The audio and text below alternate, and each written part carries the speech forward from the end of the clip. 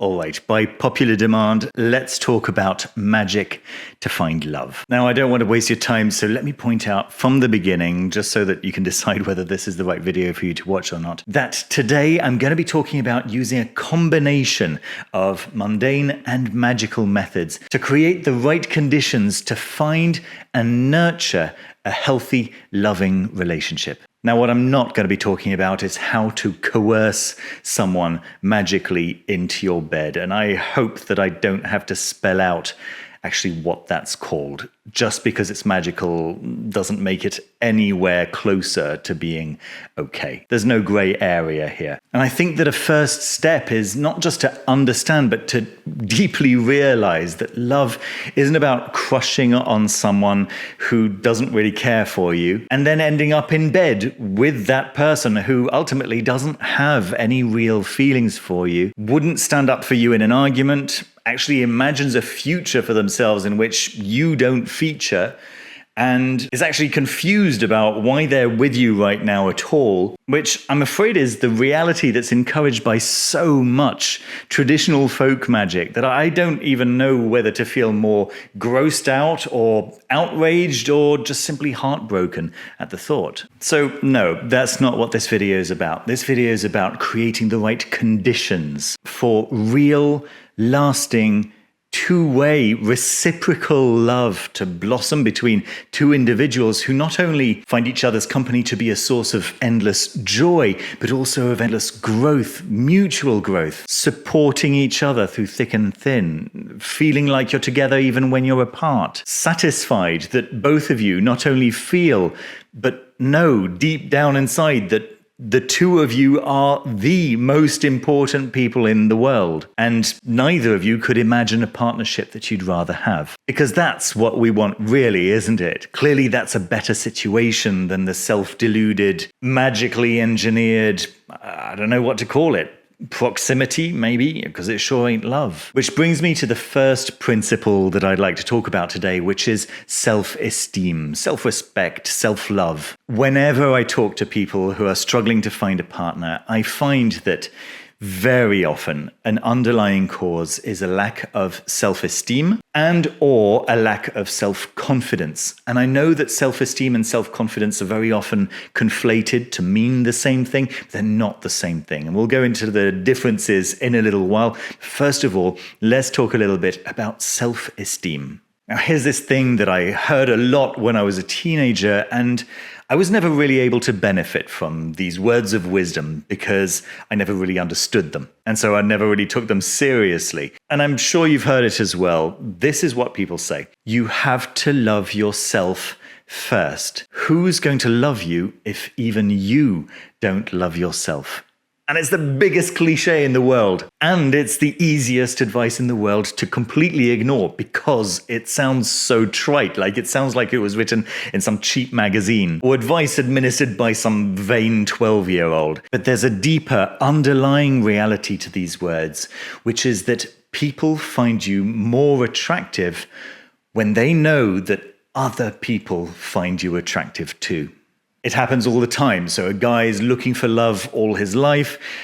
He gets into a relationship and suddenly he's the hottest ticket in town. There's 3 other women who are suddenly interested in him and his head gets turned and he thinks that he can do better, and so he dumps his girlfriend and he's single once again and nobody wants to go near him. Does that sound familiar? I mean, it's a heterosexual guy in this story. You can swap him out for anyone you like. This is universal. This works the same for anyone. Have you ever had a crush on anyone that nobody else was interested in, only to have your so-called best friend make a move? If you haven't, then you were probably making better choices in friends than I was when I was 14. But the point that I'm trying to make is that knowing that someone else finds that person attractive provides a subconscious confirmation that that person is a good choice. People who are in a relationship just exude this confidence. I'm so lovable. I just live my life knowing that somebody loves me. It's a kind of glow that's deeply infectious, very attractive. Well, there's a trick to getting that somebody loves me glow, when you're single, which is, of course, when you need it the most. Be in a relationship with yourself before you look to date anyone else. And I mean that literally. Take yourself out on dates. Go and watch a movie alone. But most importantly, have conversations with yourself. And the way you do that without getting shipped off to the nearest asylum is that you journal. Write a journal, which is essentially letters to yourself, right? You're sharing your thought process. You're putting it down on paper. You're explaining how you're thinking, how you're feeling, what happened to you today, the kinds of conversations that you would have with a partner. Have those conversations on paper with yourself. Let that relation with yourself be your first source of growth, of comfort, of motivation. Be the person that you would admire. Do it for yourself. Don't wait for someone else to come and admire you. Do it for yourself. Congratulate yourself. Boost your self-esteem. Do for yourself what you imagine you would do for a partner. So if the first step is self-esteem, in other words, the knowledge that you are good enough, that you deserve love, the second step is self-confidence. In other words, the knowledge that you can rely on your own intuition and decisions, and that you have all the internal resources necessary to handle any situation. Do you see the difference there? So self-esteem means I am worthy of love. Self-confidence means I can trust myself because I know how to say and do the right thing in any situation. So it's about being reliable. To be clear, I'm not talking about the opposite of being a liar here, although I hope it's obvious that lying is rarely, if ever, a reliable choice. I'm talking about the opposite of self-doubting. On the other side of the spectrum, I'm not talking about being cocky, right? So remembering that we're fallible is a part of self-confidence, but it's important to remember that the 2-5% chance that we might be making a mistake can't get in the way of us living our lives. We have to trust in our own ability to get us out of any messes that we might get ourselves into. And that way we can just relax and enjoy life the way it comes to us. And that's incredibly attractive. Self-confidence gives you this radiance that can't be matched by anything else, right? Don't go confusing self-confidence for arrogance either. Arrogance is just an aggressive mask for deep insecurity. It's definitely one of the biggest turnoffs that I can think of. Confidence comes from experience. Arrogance is a show. Yeah, think about the difference between I'm fine, I love being me, tell me about you, which is kind of attractive, versus look at me, how great I am. Don't you agree? Tell me how great I am. I'm better than anyone, right? Right? Which is kind of gross. Now, this isn't a video about the differences between self-confidence and arrogance, so I'll let you do your own research there. But I can tell you that this is an area of your personality that can really be enhanced by things like hypnotherapy. And actually, if you check out the description of this video, I've left a resource that I know from experience works really well. Now, once you've done the work with regards to both self-esteem and self-confidence, and you know in your heart of hearts that you'd be just as happy living on your own, in your own company, as you imagine that you would with a partner, then and only then are you ready for step 3, which is finding the right person. Now, let me show you a short video that I recorded a couple of weeks ago in which I tell you about the very magical process that led me to meeting my wife. So we're talking about 21 years ago.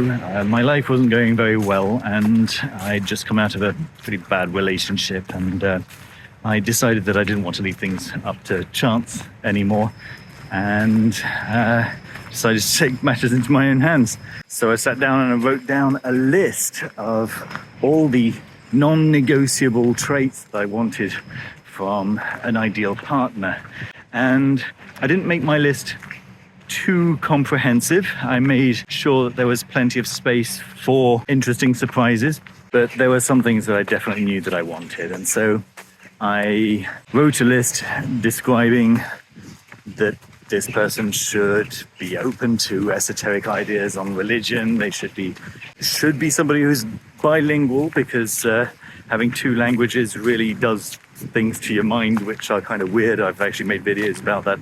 You can go and check that out if you're interested in that. But I wanted somebody who'd really understand the weirdness of being bilingual. And I also wanted to make sure that it was somebody who would love me at least as much as I loved her. And so I took a pen and a piece of paper and I wrote down all the items that I would not negotiate on. And I sat down with my list and I essentially prayed to the entity who has my best interest at heart and who is at the origin of love, and asked that entity to help me find such a partner, and then just went about my life. So a few weeks after this, I basically quit my job. It wasn't going well at all. I was training as a manager for WH Smith's, which is a chain of stationers in the UK. And they sent me on this course, and by the end of the day, I was like, I need to get out of here. This is so soulless. This is not for me at all. So I need to get out of here. And this was early internet days, right? So I was looking into magazines and newspapers for a replacement job, and I found that there were recruiting people to teach English as a foreign language in South Korea. And well, at the time, things in South Korea weren't going very well with North Korea. And so my parents said, no, there's no way you're going to South Korea. Come over to us. We'll look after you for a little while, and you can figure out what you want to do with your life. So that was very kind of them. And I realize how fortunate I am to have been able to do that. And so I did. I spent about 6 months there. I wrote a book. I did some manual labor. I did various things. But then after about 6 months, it became a little bit boring, both for me and for my parents, me being there. And so my father came up with an idea to how to shift this boy and, get him to make a move. And so he said, listen, one of the options is that you could go to the army. I was like, no, that's not going to happen. I wanted to go and teach English as a foreign language, and you guys said no. So, it's not my fault, kind of thing, right? I was pretty young. To which my parents said, no, what we didn't want was you going to South Korea. So if you want to be a teacher of English as a foreign language, we'll pay for you to do a course, like a proper course. And you can be a teacher of English as a foreign language wherever you'd like to go. Doesn't have to be South Korea, So I did.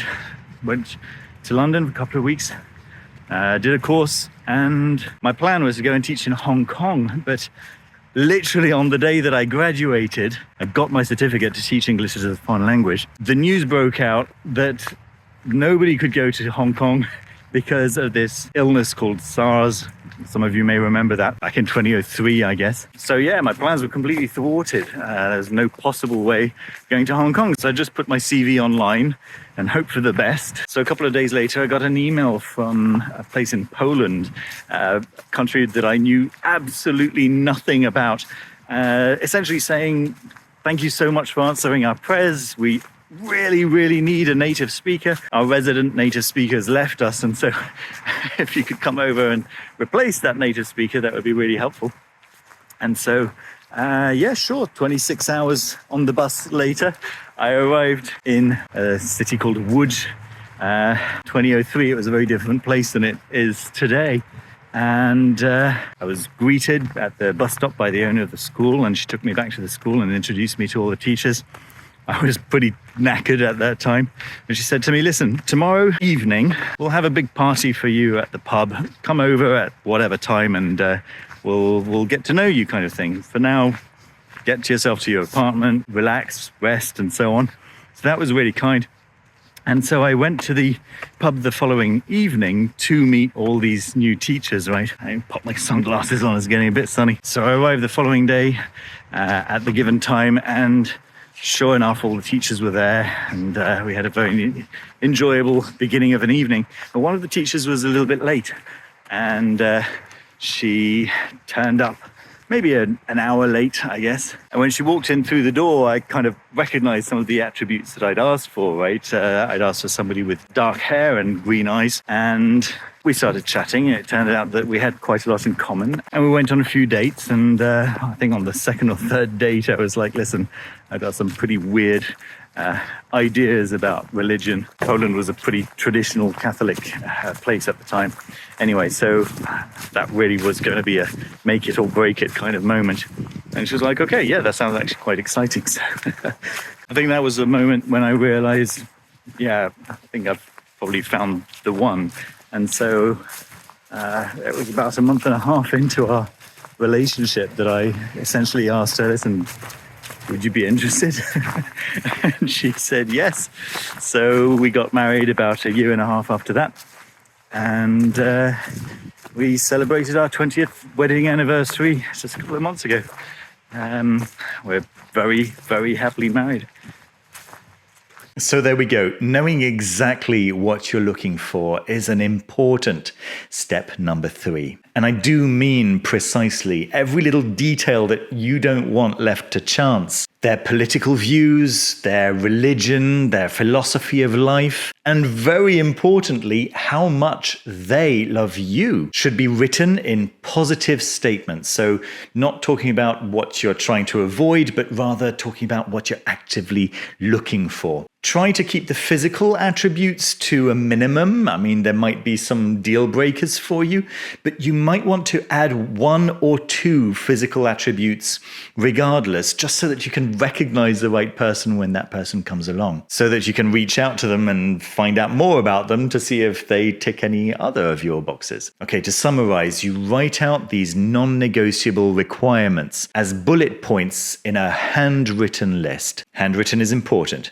And then you take that list and you read it out to the spiritual entity that you speak to regularly, that both governs love and that has your best interest at heart. Now, if you don't have such a spirit on regular call yet, get yourself to a locked room and ask out loud to speak to the entity that is at the origin of love and that has your well-being as its foremost concern, and just observe how it responds. Now, you don't have to have a name for it in order to speak to that entity. Actually, if it's an entity that cares more about you knowing its proper name than it does about your well-being, then it's clearly the wrong entity to be talking to. And I do mean your actual well-being, right? Not just some concept that it has of your well-being. Okay, so speak to that entity, share your list with that entity, and then just let it get on with its job.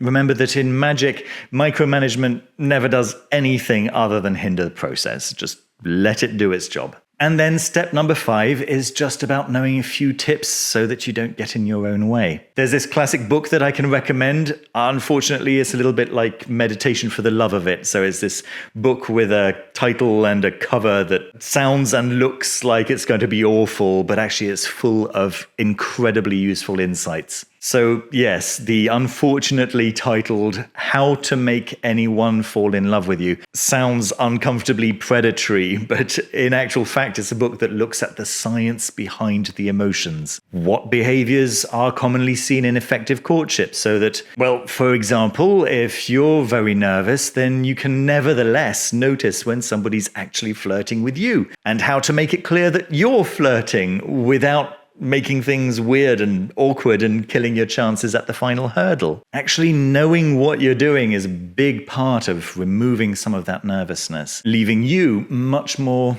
relaxed, free to be your natural self, which of course is the face that you'd want to show to a potential partner. And if it's not, then you shouldn't be dating yet. You should go back to step number 1. Now let me finish with a magical hint that you can try out once you've got these various steps down pat. Now this won't force somebody who doesn't like you to suddenly like you, but it might sway someone's attention in your direction who might not have noticed you otherwise. It's very simple.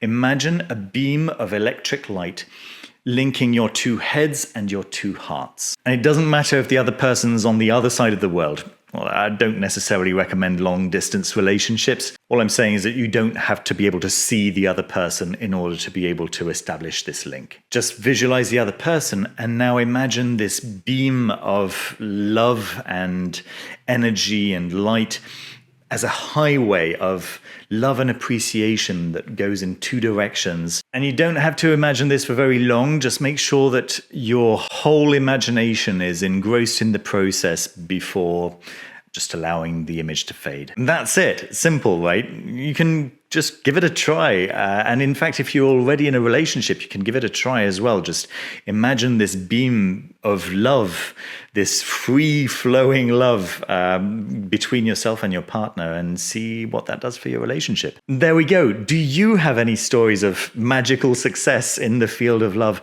of your own? Please do share in the comments what has worked for you so that we can learn something interesting. And if you'd like to book a one-to-one video conversation with me, then there's a link down below to do that. And if you'd like to support the channel, then my Patreon starts at just $2 a month and it gives you access to the Foolish Fish Discord server. Speaking of which, let me say a huge heartfelt thank you to all existing members and members just joining now. Thank you, because without you, this channel definitely would no longer exist. And a very special thank you to the Level Infinity members: David Venturini, Caitlin Kopok, Linda Hendricks, Stephen Hunter, Susanna Redelfs, and Thomas. Thank you so much, folks, for sticking around for me and my family. And naturally, a big thank you as well to all the Level 3 members, whose names you can see scrolling up on the left over here. Thank you so much for watching. Hit the like button if you enjoyed the video. Subscribe if you would like to see more videos like this. Look after yourselves, look after each other, and I'll see you very soon with another video. Bye-bye.